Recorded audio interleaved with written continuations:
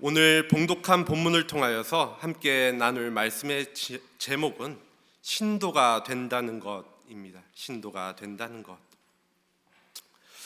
요즘은 크리스천이라는 표현을 쓴다든지 기독교인이라는 표현을 많이 사용하지만 이전을 돌아보면 우리가 기독교 신자, 기독교 신도라는 표현을 많이 사용했던 기억이 있습니다.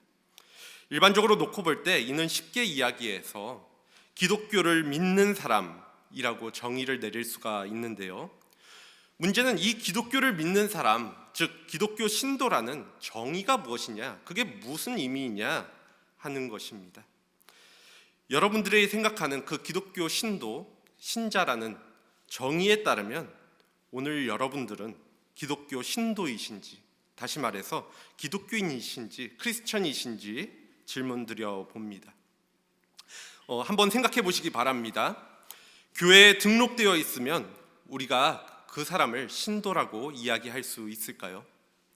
아니면 조금 더 나아가서 등록을 넘어서서 등록된 것 이상으로 매주 예배나 제자 훈련 또 봉사활동 같은 교회 활동에 열심히 참여하면 신도라고 이야기할 수 있을까요?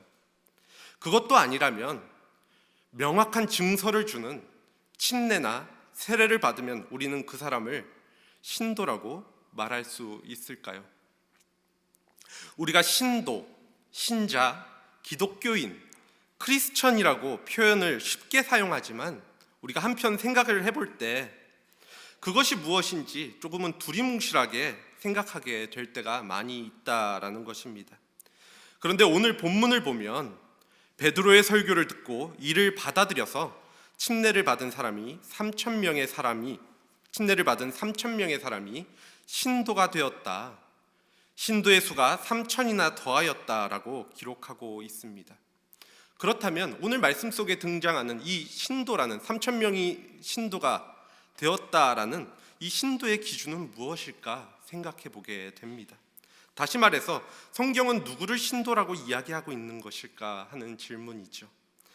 그렇게 오늘 말씀을 통하여서 기독교 신도, 즉 우리가 흔히 이야기하는 크리스천이 된다라는 것이 무엇인지를 함께 살펴보고 내가 정말 기독교인, 기독교 신도인지를 점검할 수 있는 시간이 되어지기를 원합니다. 먼저 오늘 본문이 되어지는 사도행전 2장 말씀은 기독교가 처음 시작되었을 때 일어났던 어떤 사건에 대한 보도이합니다. 어떤 사건에 대한 이야기입니다. 그 사건이 일어나게 된 배경에 대해서 잠시 먼저 말씀을 드리면 예수님께서는 십자가에 못 박히셨고 사흘 만에 부활하신 뒤에 40일간 제자들과 함께 하시다가 하늘로 승천하시면서 예루살렘을 떠나지 말고 아버지께서 약속하신 것을 기다리라 말씀하셨습니다. 그리고 그렇게 아버지께서 약속하신 것을 기다리라 하신 것은 곧 성령님이었죠. 성령님을 기다리라 예수님께서는 말씀하셨다라는 것입니다. 그래서 예수님이 승천하신 뒤 열흘 동안 제자들을 포함하여서 120여 명의 믿는 자들은 예루살렘의 마가의 집에서 모여서 모임을 가지며 아버지께서 약속하신 성령을 기다렸습니다. 그렇게 기다리다가 오순절 날이 이르게 되어서 그들은 특별한 경험을 하게 되어지는데요. 사도행전 2장 1절 이하의 말씀을 보면 갑자기 바람소리와 불길 같은 현상이 방 안에 가득했고 각 사람 머리 위에, 각 사람 위에 임했다라고 기록하고 있습니다. 그래서 그곳에 모인 사람들은 성령으로 충만하게 되었고 자신들이 익숙하게 사용하였던 아람어가 아니라 각기 다른 나라의 말, 즉 방언을 하게 되었습니다. 그렇게 방언하는 예수님의 제자들과 또 120여 명의 믿는 자들을 보면서 당시 오순절을 맞이하여서 성지 순례를 위해 예루살렘에 모였던 다른 사람들, 유대와 갈릴리에 살고 있었던 사람들과 또 다른 나라에서 찾아온 유대인들, 그리고 유대교로 개종한 이방인들은 그들이 보여주는 이 이상한 모습에, 이상한 현상에 당황할 수밖에 없었죠. 그래서 그들은 이게 어떻게 된 일이냐 하면서 또 어떤 이들은 저 사람들이 드디어 미쳐서 또 술에 취해서 이상한 모습을 보이고 있다라고 조롱을 하였습니다. 이에 대하여 베드로가 제자들을 대표해서 예루살렘에 모인 사람들에게, 그것을 조롱했던 사람들에게 설교를 하는데, 그 내용이 오늘 본문 직전에 14절서부터 35절까지의 말씀입니다. 이 설교 내용의 핵심은 예수님의 십자가와 부활이었는데요, 그러한 이 베드로의 설교의 결론이 오늘 본문이 시작되어지는 36절에 드러나게 되어지는데, 이것은 곧 그 일은 이미 오래전 요엘 선지자를 통해서 말씀하신 예언이 이루어진 것이며 성령께서 우리에게 임하신 것이다. 이 성령님은 예수님이 십자가에 못 박혀 죽었다 부활하심으로 하나님에게서 받아주신 것인데, 그 예수를 당신들이 죽였지만 하나님이 주와 그리스도가 되게 하셨다라는 것이었죠. 본문 36절 말씀입니다. 그런즉 이스라엘 온 집은 확실히 알지니 너희가 십자가에 못 박은 이 예수를 하나님이 주와 그리스도가 되게 하셨느니라. 너희가 십자가에 못 박아 죽인 예수님이 바로 하나님이 보내신 메시아이다. 그런데 하나님께서는 예수님을 다시 살리셔서 주와 그리스도가 되게 하셨다.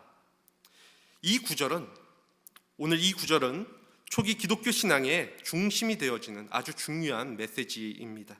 이 구절에는 십자가, 예수, 하나님, 주, 그리스도라는 단어가 차례대로 등장하게 되어지는데, 당시 십자가는 말 그대로 형벌, 말 그대로 표현하면 저주의 상징이었습니다. 즉 예수님은 사람들에게 형벌과 저주를 받았죠. 그것은 누구도 부인할 수 없는 역사적인 사실입니다. 그런데 하나님께서 이것을 뒤집어 엎으셨습니다. 형벌과 저주받은 예수님을 다시 살리시어 주와 그리스도가 되게 하신 것입니다. 이 구절에서 우리가 눈여겨보아야 할 표현이 있는데요, 부활을 통해서 예수님을 주와 그리스도가 되게 하신 분은 바로 하나님이시었습니다. 반면에 예수님을 십자가에 못 박은 사람은 너희라고 기록하고 있습니다. 여기서 너희는 물론 당시 유대교 집권층들과 유대교인을 모두 가리킨다라고 볼 수 있습니다. 그러나 넓은 의미로 보아졌을 때 너희는 유대인들만이 아니라 예수님을 믿지 않는 세상 모든 사람들입니다. 지금 베드로의 설교를 듣고 있는 사람들 중에는 예루살렘 주민이나 다른 지역의 디아스포라 유대인뿐만이 아니라 이방인들도 포함되어 있다라는 데서 이 사실을 확인할 수 있죠. 그래서 베드로의 설교를 진지하게 받아들인 사람이라고 한다면, 이것을 귀 기울여 들인 사람이라고 한다면 그 메시지가 굉장히 충격적으로 받아들여졌을 것입니다. 자신들이 절대로 돌이킬 수 없는 큰 일을 저질렀다고, 엄청난 위기에 빠지게 되었다라는 사실을 알게 되었기 때문입니다. 사실 오늘 오순절 성령 강림 사건을 조롱하던 베드로의 설교의 대상이 되었던 이들은 하나님을 거역한 사람들, 하나님에 대해서 배척했던 존재들입니다. 그들은 그렇게 생각하지 않았다 하더라도 말입니다. 하나님께서는 메시아를 보내셨는데 자신들이 그 메시아를 죄인이라 얘기하며 십자가에 못 박아 죽였고, 하나님께서는 그 메시아를 다시 살리셔서 온 우주의 왕으로, 주인으로 세우셨다라는 베드로의 메시지가 그러한 이들에게 얼마나 충격적이게 다가왔을지 생각해 보시기 바랍니다. 물론 당시에 그들은 예수님을 향한 십자가 처형이 그들에게는 정의로운 일이다, 옳은 일이다 라고 생각했습니다. 예수님을 로마 총독에게 고발한 유대교 최고위층인 사내들인 회원들도 자신들의 행위가 하나님의 뜻이라고 생각을 했죠. 그런데 오늘 베드로의 설교에 따르면 그게 하나님에 의해서 부정된 것입니다. 너희들이 옳은 판단을 한 것이 아니다. 하나님의 뜻에 배반되는 행위를 너희들이 한 것이다. 본인들이 정의라고 생각하고 행한 일인데 오히려 그것이 하나님을 향한 불의한 일이라고 이야기하고 있으니 그들에게 얼마나 그 마음이 부담이 되었겠습니까? 그러한 일들은 오늘날에도 존재하죠. 단순하게 비교를 해보자면 완전히 일치하는 것은 아니지만 교도소에 들어가 있는 사람들 중에 죄 없이 형을 사는 사람들도 있습니다.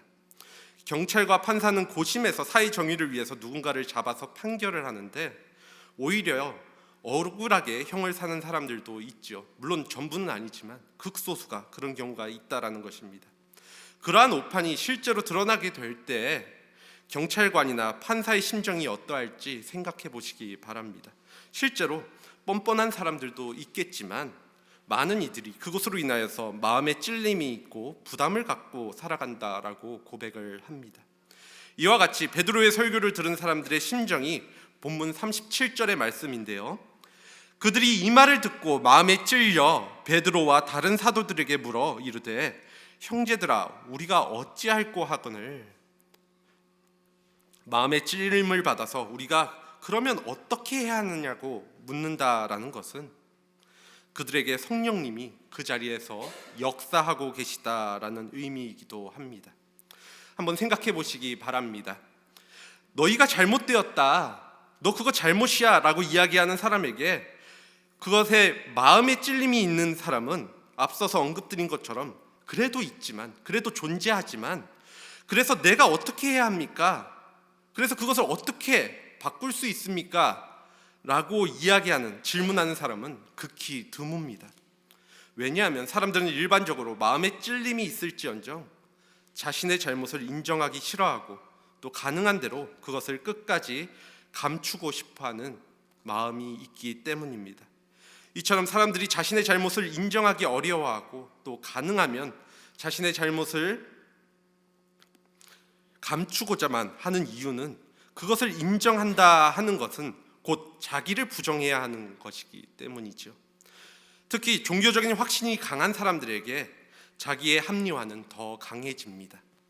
사이비 이단의 경우에 교주의 잘못이 명확하게 드러나도 그 잘못이 인지상으로는, 우리의 머릿속으로는 분명하게 잘못된 것이라 할지라도 추종자들은 가능한 대로 그것을 합리화하는 이유도 거기에 있고, 우리가 이 땅에서 특별하게 큰 죄를 지은 사람이 아님에도 불구하고 자신이 죄인이라는 사실을 인정하고 고백하기 어려운 이유도 거기에 있습니다.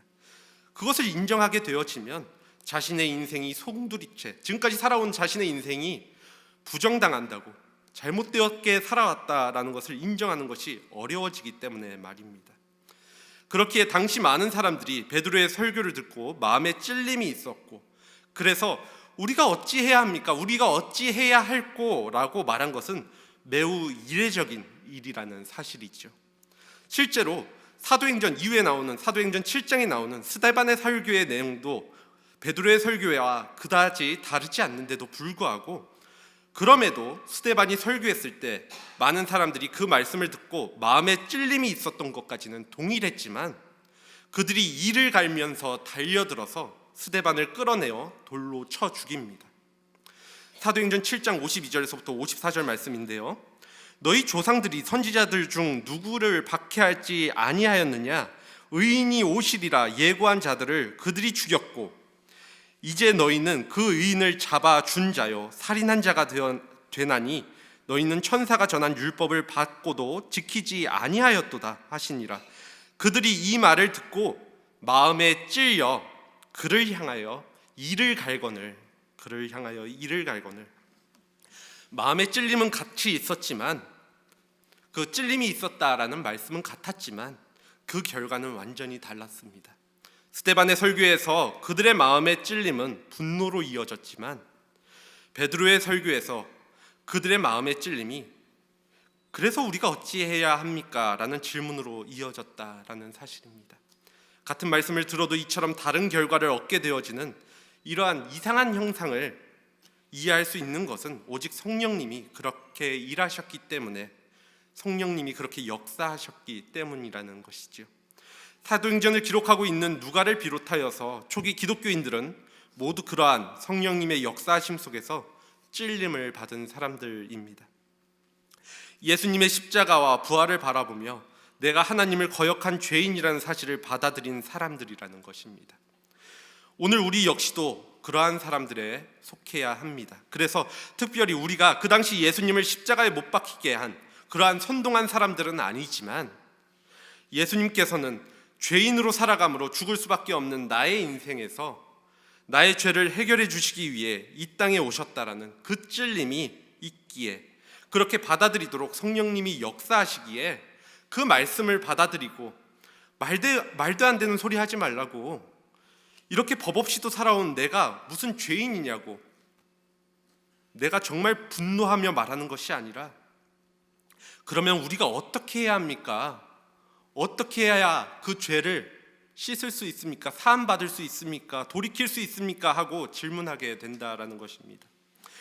나에게 정말 지울 수 없는 죄가 있다라는 사실을 깨닫고 그 죄의 문제를 해결받고 싶기 때문에 말입니다. 그렇게 그 찔림으로 우리가 어찌할꼬 하고 묻는 사람들에게 베드로는 그것을 해결해 줄 수 있는 방안을 제시하는데요, 이것은 죄의 문제를 해결하는 과정과도 같습니다. 곧 신도, 그리스도인, 기독교인이 되는 과정, 구원을 얻는 과정을 가리킵니다. 38절 말씀입니다. 베드로가 이르되 너희가 회개하여 각각 예수 그리스도의 이름으로 침례를 받고 죄 사함을 받으라. 그리하면 성령의 선물을 받으리니. 베드로의 이 가르침은 우리가 너무나도 잘 알고 있기도 하고 또 너무나도 단순해서 별거 아닌 것처럼 들릴 수도 있습니다. 익숙하게 들리는 이야기죠. 그러나 여기에 기독교의 모든 것이 담겨져 있다라고 해도 과언은 아닙니다.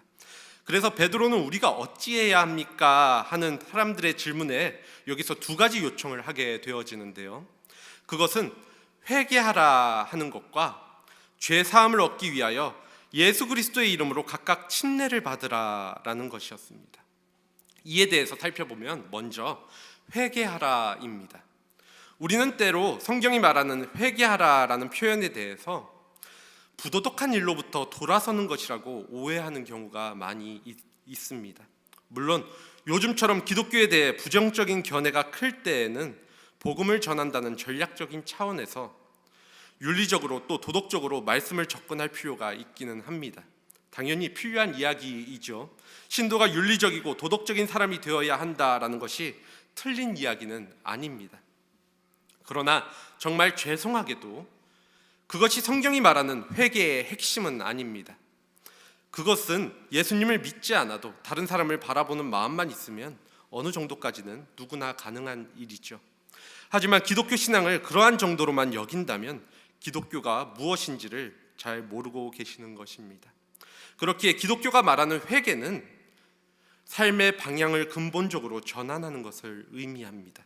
이 근본적인 전환이라는 말을 깊이 생각해 보실 필요가 있는데요, 이는 지금까지 내가 살아왔던 모든 삶의 방향을 버리고, 삶의 모습을 버리고 하나님이 원하시는 방향으로 길의 방향을 바꾸는 것을 의미합니다. 이는 곧 내가 내 삶의 주인 되었던 것, 예수님을 구세주로 인정하지 않고 육체의 소욕대로 살아왔던 것으로부터 그것이 잘못되었음을 깨닫고 돌이켜서 예수님이 나의 삶의 주인이 되심을 인정하는 것입니다. 그래서 죽음으로 향하던 그 발걸음을 생명의 길로 전환시키는 것이죠. 물론 그 회개가, 그 돌이킴이 우리의 힘으로 될 수 있는 것은 분명 아닙니다. 우리의 결단으로 될 수 있는 것이 아니라는 것입니다. 죄인된 우리의 힘으로는 죄를 스스로 돌이킬 수 있는 힘이 없기 때문입니다. 그래서 성경은 옛사람을 벗어버리라 라고 말씀하시지 고쳐서 새로 입어라 라고 말씀하지 않습니다. 그런데 많은 그리스도인들이 우리는 스스로 그것을 고치려고 노력을 많이 하죠. 물론 그러한 모습이 잘못되었다 부정할 수는 없지만 이는 그 근본이 고쳐지는 것이 아니라는 것입니다. 그렇게 되면 우리의 근본은 변하지 않고 남아있게 되는 것이죠. 근본은 남아있는데 거기에 새로운 것들만 덧입혀진다면 그것은 새로운 것이 아니라는 것입니다.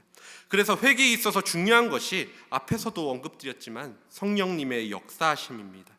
성령님이 역사하심으로 우리가 예수님의 십자가 사건과 부활 사건을 분명하게 깨닫게 되어지고, 그로 인하여서 우리의 패러다임이 변화되어지고, 그때 내 삶의 근본적인 변화가 일어나게 된다라는 것입니다. 그래서 신약 성경은 줄기차게 예수님을 믿어야 구원을 받는다, 예수님을 믿어야 한다라고 외치고 있는 것입니다.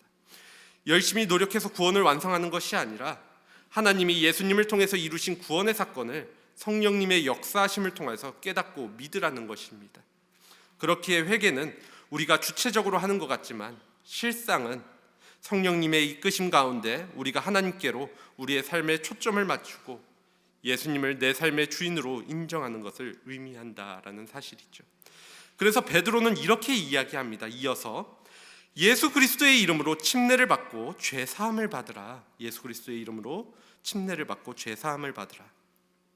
베드로가 마음에 찔림이 있었던 이들에게 요청하는 두 번째는 침례를 받으라라는 것이었습니다. 예수 그리스도의 이름으로 침례를 받고 너희의 죄를 사함 받으라. 회개를 내용이라고 한다면 침례는 그 형식에 해당되어집니다. 그것을 외부에 드러내는 형식에 해당되어진다라는 것입니다. 그래서 회개는 침례와 똑같이 죽음의 길에서 벗어나 생명의 길로 들어가는 것을 가리키는데요.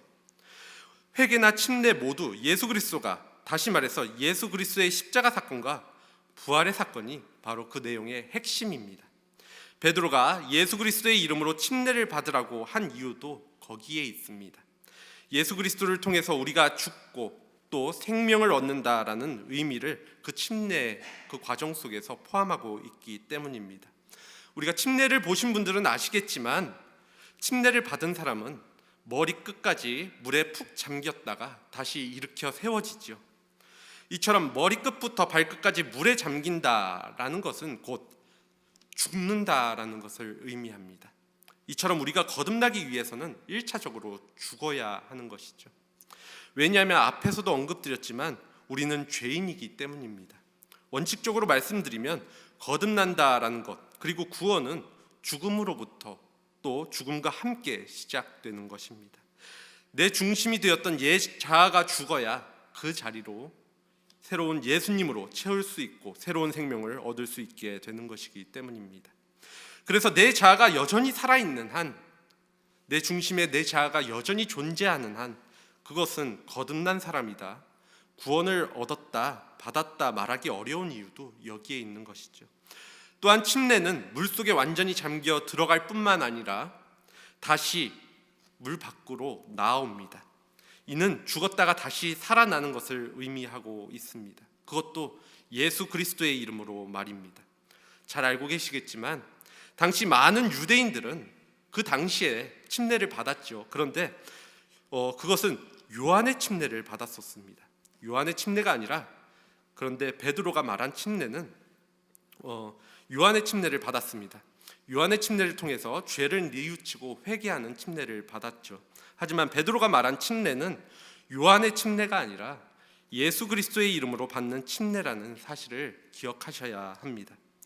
예수님의 십자가 사건과 같이 우리가 죽고 또 예수님의 부활과 더불어 우리도 같이 살아났습니다. 이것이 요한의 침례와 예수님의 이름으로 받는 침례의 차이입니다. 죄를 씻는 것으로, 그것으로 끝난다면 우리는 다시 한번 또 죄를 짓고 나아가겠지만, 예수님의 이름으로 받는 침례는 우리가 완전히 거듭남으로, 완전히 다른 존재가 됨으로 다시는 죄 짓지 않는, 그리고 죄로부터 완전히 의롭게 되어지는 존재가 되어진다라는 것이죠.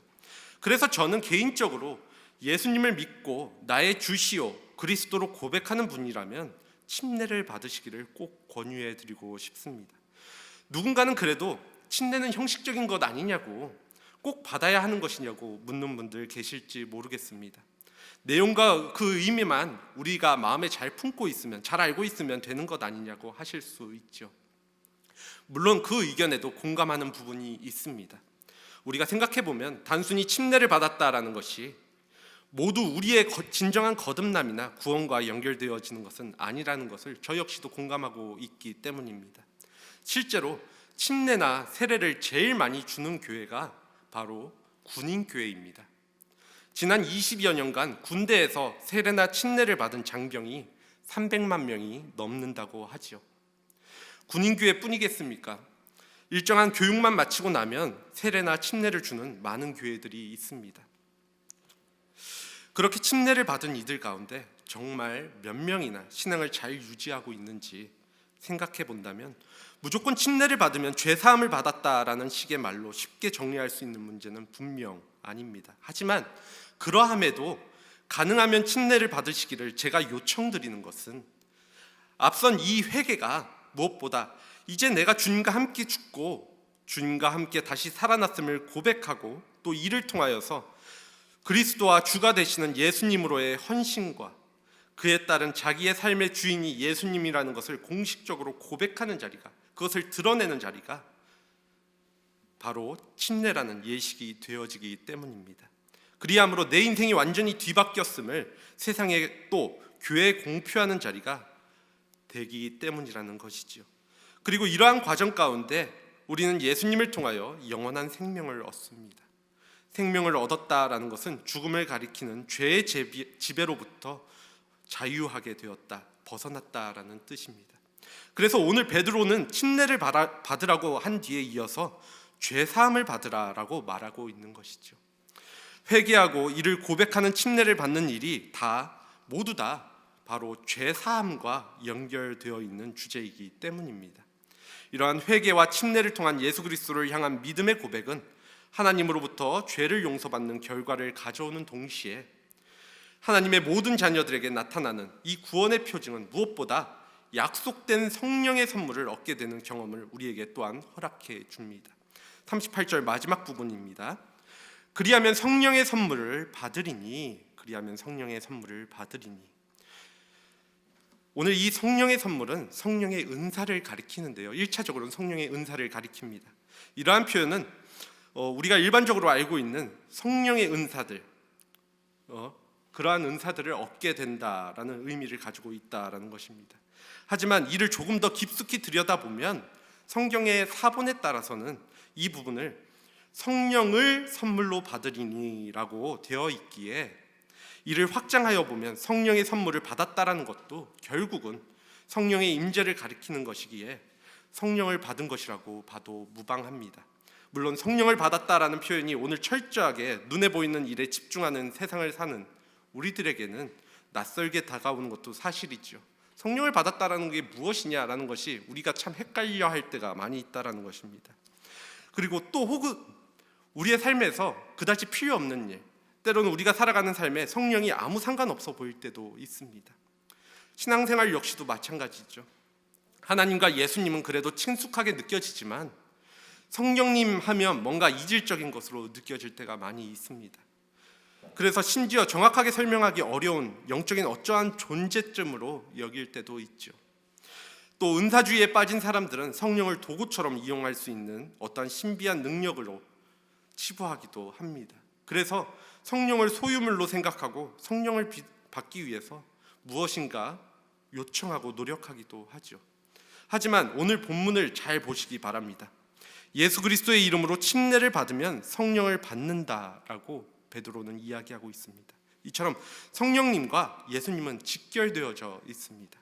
이는 곧 성령님이 바로 예수 그리스도의 영이라는 의미이기 때문입니다. 베드로의 이 설교의 근거에서 우리는 이렇게 성령님이 예수 그리스도의 영이라고 말할 수 있고 또 이렇게 믿을 수 있어야 합니다. 그렇기에 예수 그리스도의 이름으로 침례를 받으면 그는 성령을 받은 사람입니다. 누구도 예외 없이 말입니다. 또 베드로는 이 성령의 선물이 몇몇 사람에게만 특별하게 주어지는 것이 아니라고 이야기를 하는데요, 39절 말씀입니다. 이 약속은 너희와 너희 자녀와 모든 먼 데 사람 곧 우리 하나님이 얼마든지 부르시는 자들에게 하신 것이라. 이것이 베드로가 회개하고 침례를 받으면 성령을 받을 수도 있다가 아니라 누군가에게는 주고 누군가에게는 안 준다가 아니라 받으리니 라고 분명하게 이야기할 수 있는 이유입니다. 하나님이 얼마든지 부르시는 자들에게, 그 모든 자들에게 성령을 주시겠다고 약속하셨기 때문이죠. 물론 내가 신앙생활을 하지만 어떠한 성령의 능력을 경험한 것도 또 눈에 띄는 체험도 없기에 성령을 받은 확신도 없고 또 그러한 증거가 없다라고 이야기하시는 분들, 또 생각하시는 분들 계실 줄 압니다. 그런데 그러한 생각은 바로 성령에 대한 오해로부터 비롯됩니다. 성령을 받는다는 것에 대해서 방언을 하거나 또 병고침의 은사를 받는다거나 특별한 기도의 응답을 받아야 하는 것과 같이 일상적이지 않고 특별한 것으로 생각하는 오해의 말입니다. 그런데 우리가 생각해보면 그러한 특별한 것들은 성령의 문제에서 볼 때 어찌 보면 가시적인 것, 눈에 띄는 일부분의 것들입니다. 조금은 냉소적으로 말씀드리면 분명 방언이 유익하지요. 유익이 있지요. 내가 기도할 때 더 깊이 하나님 가운데 묵상하게 만들고 더 깊이 기도 가운데 들어가게 만드니까 유익하다라는 것입니다. 또 무엇인가 하나님의 능력을 입는 것 같은 강한 확신을 나에게 허락해 주지요. 그런데 그래서 그것을 어떻게 할 것이냐 하는 것입니다. 병고침의 은사도 마찬가지죠. 그것을 통하여서 성령님의 역사하심을 보게 하여서 우리로 하나님을 신뢰하게 하지만 그러한 병고침도 잠시뿐이지, 그 병의 고침도 잠시뿐이지 그것 자체가 우리가 완전히 병들지 않는 사람이 되고 늙어서 죽지 않는 사람이 되게 하지 않는다라는 것이죠. 기도의 응답도 그 문제를 해결해 주는 것이지 인생을 살며 다른 골치 아픈 문제는 또 일어나게 되어져 있습니다. 물론 그러한 경험을 통하여서 성령의 역사하심을 경험할 수 있고 그것이 참 감사함으로 우리의 영원한 감사할 수 있지만 그것이 우리의 영원한 문제를 해결해 주지는 않는다라는 것이죠.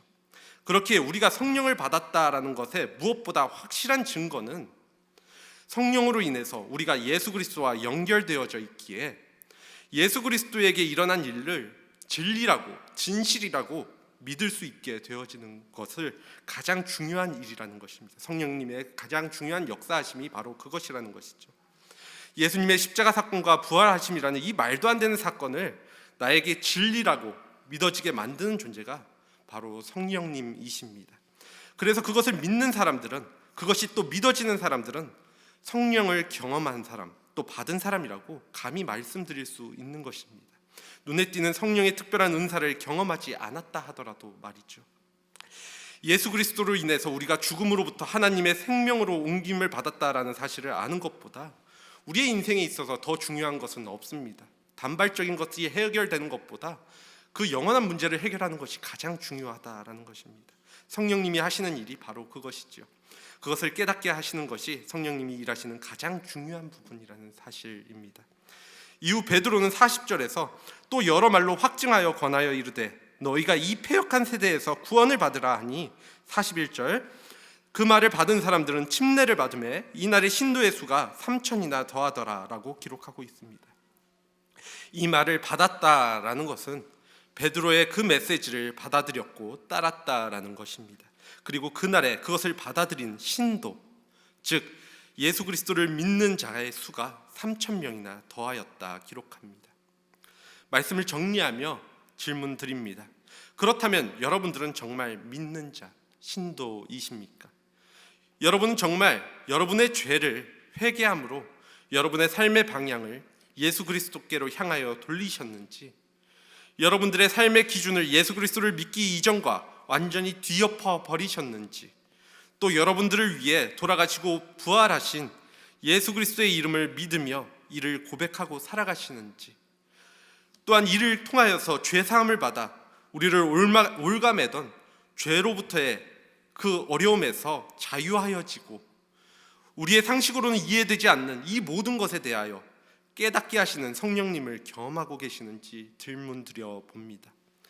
이것은 우리 믿는 자, 곧 신도라고 이야기하는 부분에 있어서 굉장히 중요한 질문입니다.